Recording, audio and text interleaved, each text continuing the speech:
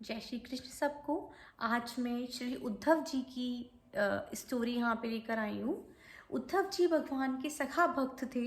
अक्रूर के साथ जब भगवान ब्रज से मथुरा आ गए और कंस को मारकर जब यादवों को सुखी बना दिया, तब भगवान ने एकांत में जाने का अपना मन बनाया और अपने प्रिय सखा उद्धव जी को बुलाकर कहा, उद्धव, ब्रज की सारी गोपियाँ मेरे वियोग में व्याकुल होंगी, उन्हें जाकर तुम समझा आओ, उन्हें मेरा संदेश सुना आओ कि मैं तुमसे अलग नहीं हूँ, सदा तुम्हारे ही साथ हूँ।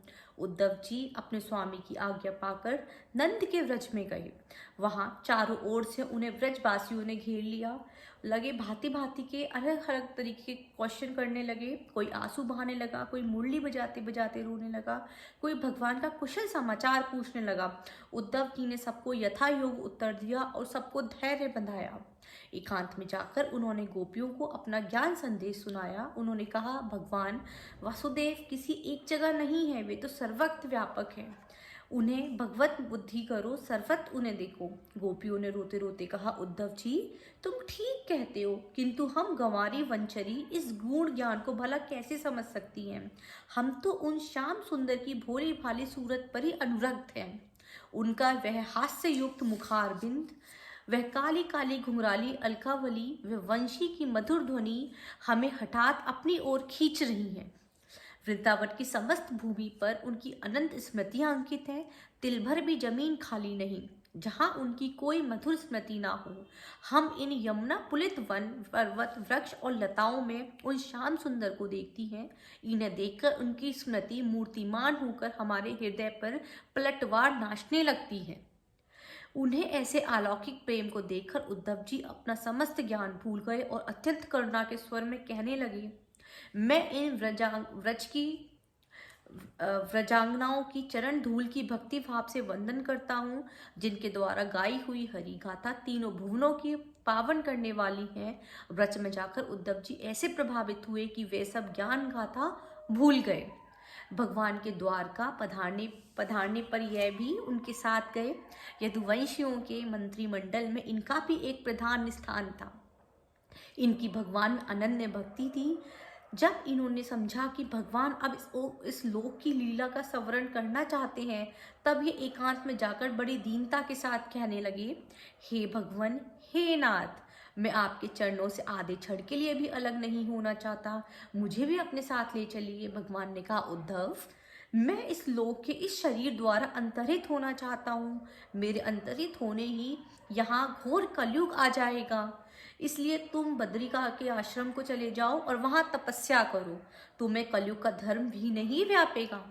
भगवान की ऐसी ही मर्जी है, ये समझकर उद्धव जी चले तो गए, किंतु उनका मन भगवान की लीला में ही लगा रहा। यह सब यादव प्रभास क्षेत्र को चले गए तो भगवान की अंतिम लीला को देखते उद्धव भी प्रभास में पहुंचे। जब तक समस्त यदुवंशियों का संहार हो चुका था, उद्धव जी ढूंढते ढूंढते भगवान के पास पहुंचे। भगवान सरस्वती नदी के तट पर एक अश्वत्थ वृक्ष के नीचे विराजमान थे। उद्धव जी ने रोते रोते उन्हें प्रणाम किया। देव योग से पराशर के शिष्य मैत्रेय जी भी वहां आ गए। दोनों को भगवान ने इस समस्त जगत की सृष्टि, स्थिति, प्रलय का ज्ञान कराया और इस अंतिम ज्ञान को विदुर जी के प्रति उपदेश करने के लिए भी भगवान मैत्रेय जी को आज्ञा कर गए। भगवान की आज्ञा पाकर उद्धव जी बद्रिकाश्रम को चले। भगवान अपने परम धाम को पधारे। उद्धव जी के हृदय में भगवान का वियोग भर रहा था, अतः उन्हें कुछ भी अच्छा नहीं लगता था।